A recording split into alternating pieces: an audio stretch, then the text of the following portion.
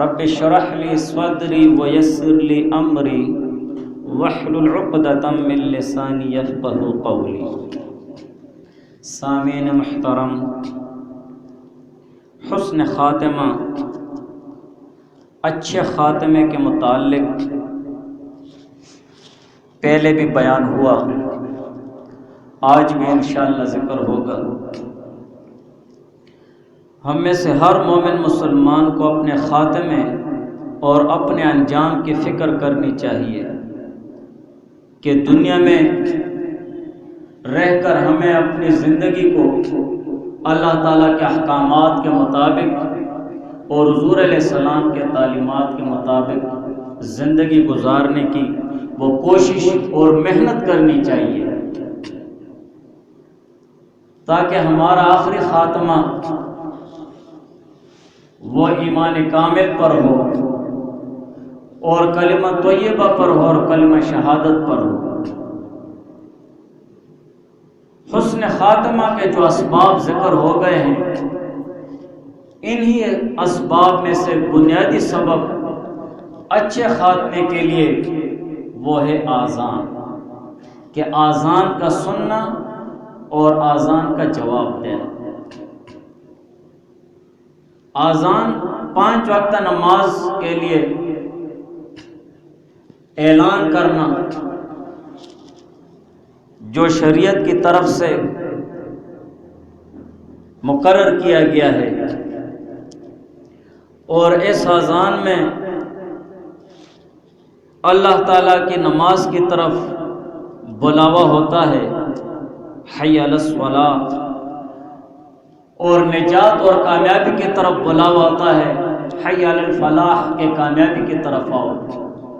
تو اسی طرح اس اذان میں اللہ تعالیٰ کی وحدانیت اور حضور علیہ السلام کی رسالت کا ذکر بھی ہے، اور یہ اذان بذات خود ایک اعلان نہیں ہے نماز کے لیے، بلکہ یہ شعائر اسلام میں سے ہے۔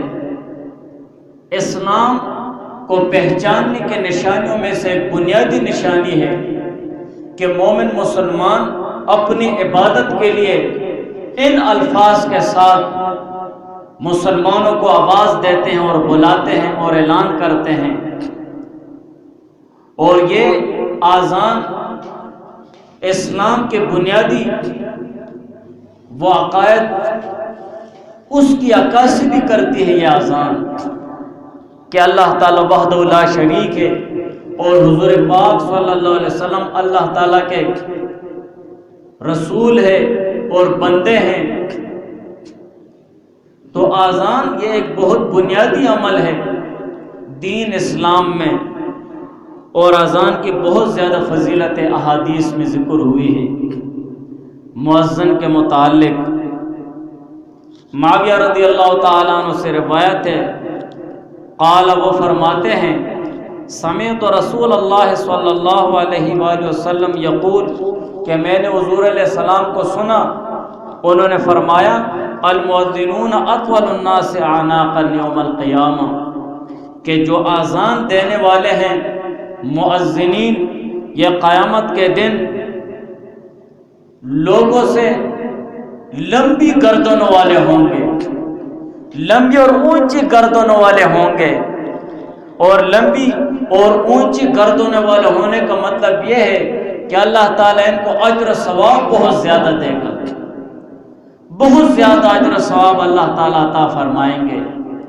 اور اسی طرح اطول اعناقا یوم القیامہ، اطول الناس اعناقا یوم القیامہ، کہ قیامت کے دن یہ مؤذنین آذان دینے والے لوگوں میں لمبی گردنوں والے ہوں گے، یعنی سردار ہوں گے، سردار ہوں گے۔ اور اسی طرح ابن عمر رضی اللہ تعالیٰ عنہما سے روایت ہے، قال رسول اللہ صلی اللہ علیہ وآلہ وسلم، کہ حضور پاک صلی اللہ علیہ وآلہ وسلم نے فرمایا، ثلاثۃ علی کثبان المسک یوم القیامہ، 3 ایسے لوگ ہیں، 3 ایسے اشخاص ہیں جو قیامت کے دن مشک کے ٹیلوں پر ہوں گے، مشک کے ٹیلوں پر ہوں گے۔ عبد ادى حق اللہ وحق مولاہ، ایک تو وہ شخص ہے، وہ غلام ہے جس نے اللہ تعالیٰ حق بھی ادا کر دیا ہے، اللہ تعالیٰ کے حقوق بھی پورے پورے ادا کرتا رہا اور اپنے مالک کے حقوق بھی ادا کرتا رہا۔ اور دوسرا وہ شخص ہے وَرَجُلٌ أَمَّ قَوْمًا وَهُمْ بِهِ رَاضُونَ، دوسرا وہ شخص ہے جو ایک قوم کو امامت کراتا ہے اور وہ قوم اس سے راضی ہو۔ وَرَجُلٌ يُنَادِي بِالصَّلَاةِ الْخَمْسِ كُلَّ يَوْمٍ وَلَيْلَةٍ، اور تیسرا وہ شخص قیامت کے دن مشک کے ٹیلوں پر ہوگا جو 5 وقت نماز کے لیے دن رات میں آذان دیتا ہو، دن رات میں 5 وقت نماز کے لیے آذان دیتا ہو ہمیشہ۔ تو یہ جو غلام ہے اللہ کے حقوق بھی ادا کرتا ہے اور اللہ اور اپنے مولا اپنے مالک کے حقوق بھی ادا کرتا ہے، اور ایسا امام جو ایک قوم کو امامت کرتا ہے اور وہ قوم اس سے راضی ہے، اور تیسرے نمبر پر مؤذن جو 5 وقت نماز کے لیے دن رات میں ہمیشہ اذان دیتا ہے۔ تو یہ لوگ قیامت کے دن مشک کے ٹیلوں پر بیٹھے ہوں گے۔ کتنی بہت بڑی اعزاز کی بات ہے، اعزاز اور احترام کی بات ہے۔ اور مشک کے ٹیلوں پر اسی لیے بیٹھے ہوں گے کہ یہ لوگ اللہ تعالیٰ کی رضا، اللہ تعالیٰ کی خوشنودی کے لیے اور حضور پاک صلی اللہ علیہ وسلم کی خوشنودی اور حضور علیہ السلام کے سنت طریقوں پر عمل کرنے کے لیے اپنی جائز خواہشات بھی وہ دبا دیتے ہیں۔ آپ دیکھتے ہیں جائز خواہشات کیسے دبا دیتے ہیں۔ ایک غلام ہے، مالک نے اسے خریدا ہے اور مالک اسے کہتا ہے کہ تو میری خدمت کرے گا، تو میرا غلام ہے، لیکن مالک کی خدمت کر کر کے جو اسے تھوڑی سی ریسٹ ملتی ہے، تھوڑا سا وقفہ ملتا ہے آرام کے لیے، اس میں وہ اللہ کی عبادت کرنے لگ جاتا ہے، اپنی خواہش دبا بیٹھا ہے۔ فرض تو وہ ادا کر رہا ہے لیکن اس کے ساتھ ساتھ مزید عبادت میں لگ جاتا ہے۔ امام کو دیکھو، باہر معاشرے میں سیول میں لوگ کہتے ہیں نا، امام کے لیے بندہ وے دان دونا ہے، جب تو امام نہ ہوئے کے لیتے ہو تو ساری قوم پاگل ہوئی، نہیں ہو گیا امام کدھر ہے، امام کدھر ہے، امام کدھر ہے۔ ہاں 5 وقت کے لیے پہ بندہ ہوتا ہے، قربانی دے رہا ہے، قربانی دے رہا ہے، اپنی خواہش دبا رہا ہے۔ 5 وقت مسجد کے ساتھ آپ کے لیے وہ باندھا ہوا ہوتا ہے، اپنی جائز خواہشات کو قربان کر رہا ہے۔ سارے انتظار پہ ہوتے ہیں بھائی ہمارا امام مسجد آئے گا، وہ نماز پڑھائے گا، اپنی خواہش دبا رہے ہیں۔ اور مؤذنین آذان والے آذان کا وقت ہونے سے پہلے اپنی جائز خواہشات دبا رہا ہے، میں 10 منٹ پہلے مسجد میں چلا جاؤں، 10 منٹ بعد آذان کا وقت ہو جائے گا، میں آذان دے دوں گا۔ کیوں 10 منٹ وہ گھر میں بیوی بچوں کے ساتھ نہیں بیٹھ سکتا؟ 10 منٹ پہ لوگ کھانا کھا سکتے ہیں، چائے پی سکتے ہیں، گھوم پھر سکتے ہیں۔ ہاں اپنی خواہشات دبا رہے ہیں، جائز خواہشات، جائز خواہشات تو شریعت میں ہے ہی آرام۔ تو یہ تینوں اشخاص، تینوں قسم کے لوگ قیامت کے دن مشک کے ٹیلوں پر ہوں گے، اور یہ ان کے لیے بہت بڑا اعزاز اور اکرام ہے۔ عن ابی ہریرہ رضی اللہ تعالی عنہ قال قال رسول اللہ صلی اللہ علیہ وآلہ وسلم، ابو ہریرہ رضی اللہ تعالی عنہ سے روایت ہے کہ حضور پاک صلی اللہ علیہ وسلم نے فرمایا، المؤذن یغفر له مدى صوته، کہ آذان دینے والے شخص کی مغفرت کر دی جاتی ہے اس کی آواز کی انتہا کے مطابق، جتنی تیز آواز نکالے گا، اپنی ساری صلاحیت خرچ کر کے آواز نکالے گا، اللہ تعالیٰ اتنی اس کی مغفرت کریں گے، جتنی تیز آواز نکالے گا۔ المؤذن یغفر له مدى صوته، اس کی آواز کے انتہا کے مطابق اس کی بخشش کر دی جاتی ہے۔ یا یغفر له مدى صوته، کہ جتنی وہ تیز آواز نکالے گا ایسے اللہ تعالیٰ اس کے جسم سے گناہوں کو نکالے، گناہ ختم ہوتے جاتے ہیں۔ اور حضور علیہ السلام نے فرمایا وَيَشْهَدُ لَهُ كُلُّ رَطْبٍ وَيَابِسٍ وَشَاهِدُ الصَّلَاةِ يُكْتَبُ لَهُ 25 صَلَاةً، کہ اس کے لیے گواہی دینے والے بن جاتے ہیں۔ ایمان کی گواہی اس مؤذن کے لیے ہر تر مخلوق اور ہر خشک مخلوق، وشاہد الصلاۃ، اور جو لوگ نماز کے لیے مسجد میں آتے ہیں وہ بھی ایمان کی گواہی دینے لگ جاتے ہیں۔ ویشہد، کہ اس کے لیے گواہی دیتے ہیں ہر تر چیز اور ہر خشک چیز۔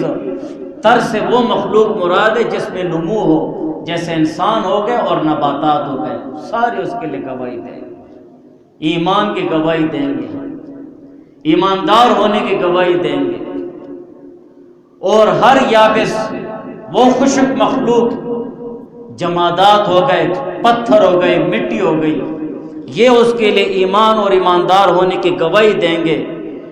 وشاہد الصلاۃ، اور جو لوگ نماز کے لیے حاضری دیتے ہیں وہ بھی اس کے ایمان اور ایماندار ہونے کی گواہی دیتے ہیں۔ اور لازمی بات ہے جو 5 وقت اذان دیتا ہے، مؤذن ہوتا ہے، اخلاص سے آتا ہے، اور اپنی آواز بنا کر اپنا گلا صاف کر کے اذان کے لیے تیار ہوتا ہے اور محنت کرتا ہے، کوشش کرتا ہے۔ ہر کوئی کہتا ہے یار یہ اذان دیتا ہے، یہ فلاں اذان دیتا ہے، نیک ہے، اچھا ہے، نمازی آدمی ہے۔ یکتب لہ 25 صلاۃً، اور 25 نمازوں کا مزید اضافی اجر ثواب اس کے لیے اللہ تعالیٰ لکھ دیتے ہیں۔ وَيُكَفِّرُ عَنْهُ مَا بَيْنَهُمَا، اور 2 نمازوں کے درمیان اس سے جو گناہ ہوئے ہوتے ہیں وہ اللہ تعالیٰ اس کے لیے معاف کر دیتے ہیں۔ اور نسائی کی روایت میں ہے لہو مثل اجر من صلی، کہ اس مؤذن کے لیے اتنا ہی اجر ہے جتنا نماز پڑھنے والے کے لیے اجر ہے۔ اور ہے بھی اسی طرح، جو کوئی وہ بلاتا ہے اللہ تعالیٰ کے دین کی طرف، کوئی کسی کو بلاتا ہے، نیکی کی طرف بلاتا ہے، تو نیکی کی دعوت دینے والا، نیکی کے کام کی طرف بلانے والا، نماز کی طرف بلانے والا، اس کو اتنا ہی اجر ملے گا جتنا کرنے والے کو اجر ملتا ہے۔ اور یہ مؤذنین، یہ تو ایسے لوگ ہوتے ہیں کہ مؤذن کے سر پر اللہ تعالیٰ کا ہاتھ ہوتا ہے، اللہ تعالیٰ کا فضل ہوتا ہے۔ تو اذان کی بہت بڑی وہ فضیلت ذکر ہوئی ہے، اسی وجہ سے حسن خاتمہ، اچھے خاتمے اور اچھی موت اور کلمہ طیبہ اور کلمہ شہادت کے ساتھ اس دنیا سے جانے والے اعمال میں سے اور حسن خاتمہ کے اسباب میں سے 8واں سبب وہ اذان ہے، کہ جس کی وجہ سے اچھا خاتمہ ہونا وہ یقیناً ہے کہ اذان سننا اور اس کے بعد اذان کی دعا پڑھنا جیسے مسنون طریقہ ہے کہ مؤذن جو کہتا رہے وہی سننے والا بھی کہتا رہے، اور آخر پر اذان کے بعد کی جو مسنون دعائیں وہ مانگے۔ اس لیے حدیث میں ہے، جابر رضی اللہ تعالیٰ عنہ سے روایت ہے، حضور پاک صلی اللہ علیہ وآلہ وسلم نے فرمایا من قال حین یسمع النداء، جس وقت مؤذن اذان دیتا ہے اور سننے والا اس کا جواب دیتا ہے، اور جواب دینے کے بعد پھر دعا پڑھتا ہے اذان کے بعد والی، اللہم رب هذه الدعوة التامة والصلاۃ القائمہ آت محمدا الوسیلۃ والفضیلہ وابعثہ مقاما محمودا الذی وعدتہ. جب یہ دعا پڑھتا ہے حضور علیہ السلام نے فرمایا حلت لہ شفاعت یوم القیامہ، اس شخص کے لیے میری شفاعت وہ قیامت کے دن ضروری اور لازم ہو گئی ہے، میں اس شخص کی شفاعت کروں گا. حضور علیہ السلام نے فرمایا. کتنی بہت بڑی فضیلت کی بات ہے. لیکن ہم اذان کے سننے اور اذان کے جواب دینے کے معاملے میں بہت غافل ہیں. پہلے ہم خود غافل ہیں، بعد میں آپ غافل ہیں. خاص غافل ہو تو عام سے کیا گلائیں. ادھر اذان ہو رہی تھی، ہم اپنے گپ شپ میں مشغول ہوتے ہیں. ہاں پہلے جب اذان ہوتی نا تو لوگ چپ ہو جاتے ہیں.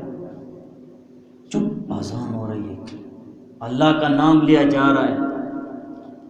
اس کو اذان کا جواب کا پتہ تھا یا نہیں تھا، لیکن اذان اور اللہ تعالیٰ کے نام کے احترام میں وہ چپ ہو جاتے ہیں. چپ ہو جاؤ. مجھے یاد ہے تقریباً. اور پھر ایک تھوڑا سا عرصہ گزر گیا نا تو یہ ٹی وی آ گئی اور ٹیپ ریڈیو آ گئے. جب اذان ہوتی تھی نا بند کر، بند بند، اذان ہو رہی ہے. باتیں ہوتی تھی، باتیں شروع ہو گئی ہے، گانا بند ہو جاتا، ٹیپ بند ہو جاتی، ٹی وی بند ہو جاتی. پھر تھوڑا سا عرصہ گزر گیا تو اب کیا ہوتا تھا، آواز کم کر دے، اذان ہو رہی ہے، باتیں بھی ہوتی ہیں، وہ چیز چل رہی ہوتی ہے، آواز بند کر دیتے ہیں. اسی طرح تھا نا. اب کیا ہوتا ہے، اب اذان بھی ہو رہی ہے، باتیں بھی ہو رہی ہے، ٹی وی موبائل بھی دیکھا جا رہا ہے، گانے بھی سنے جا رہے ہیں، اور ساری چیزیں ہو رہی ہیں، اور کیا نام، اذان بھی ہو رہی ہے. بس وہ قدر و منزلت اللہ تعالیٰ کے احکامات اور دین کے ہمارے دل سے نکل گئی. اذان تو ایک بہت عظیم الشان عمل ہے. ایک تبلیغ جماعت باہر گئی تھی تو وہاں پر ایک نو مسلم شخص نیا مسلمان ہوا تھا. وہ تبلیغوں کے پاس آیا، ان کے ساتھ نماز پڑھی. اس نے کہا کہ مومن مسلمانوں کے 3 ایسے کام ہیں کہ ہم غیر مسلموں پر بہت بوجھ بن جاتے ہیں، اور ہم بہت زیادہ ایک ایسے عالم میں ہو جاتے ہیں کہ ہم دیکھتے ہیں کہ مسلمان کیا کر رہے ہیں. ایک ہیبت آ جاتی ہے، بہت گھبراہٹ اور ہیبت آ جاتی ہے. پہلا عمل یہ ہے کہ جب مسلمان اذان دیتے ہیں تو ہم سارے یوں دیکھتے ہیں کہ کیا ہو رہا ہے، یہ اللہ اکبر کیا ہے. ایک ہیبت آ جاتی ہے ہمارے دل و دماغ پر، گھبراہٹ چھا جاتی ہے، اور ہم سہم جاتے ہیں کیا ہو رہا ہے. اور دوسرے نمبر پر وہ عمل ہے کہ جب مسلمان نماز کے لیے صف درست کرتے ہیں اور کھڑے ہوتے ہیں جماعت کے لیے، تو تب بھی ہم پہ بہت گھبراہٹ ہوتی ہے کہ مسلمان کیوں سب در سب کھڑے ہو رہے ہیں. اور تیسرے نمبر پر جب مسلمانوں نے بڑی بڑی پگڑیں باندھی ہوتی ہے تو ہم پہ بہت زیادہ گھبراہٹ ہوتی ہے کہ انہوں نے سر پر کیا رکھا ہے. تو اذان یہ تو شریعت اور اسلام کا بہت بنیادی عمل ہے. تو پہلے ایک دور تھا کہ جب اذان ہوتی تو بڑے کہتے چپ ہو جاؤ، اذان ہو رہی ہے، اللہ کا نام لیا جا رہا ہے.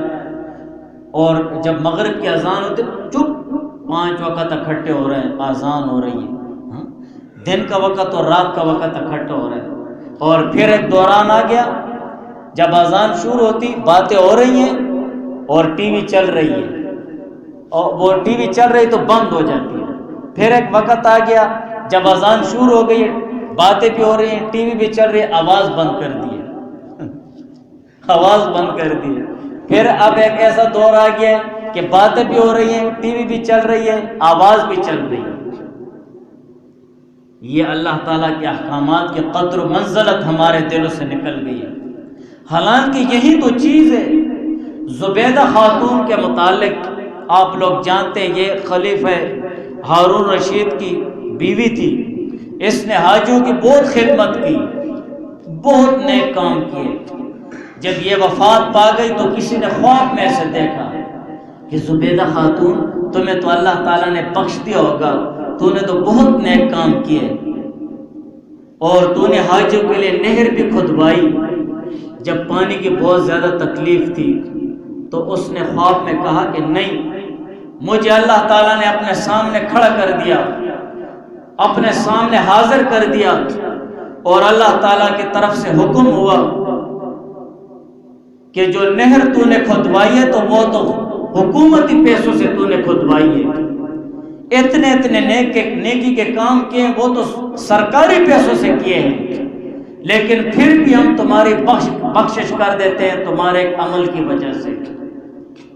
اور وہ عمل یہ ہے کہ ایک دن زبیدہ خاتون بہت زیادہ بھوکی تھی، بہت بھوک لگی ہوئی تھی، اور جس وقت کھانا حاضر ہوا کھانے کے لیے بیٹھ گئی، تو نے نوالا توڑا اور سالن میں نوالا لگا کر جیسے منہ کے لے جا رہی تھی تو وہاں اللہ اکبر شروع ہو گیا، اللہ اکبر، آذان شروع ہو گئی۔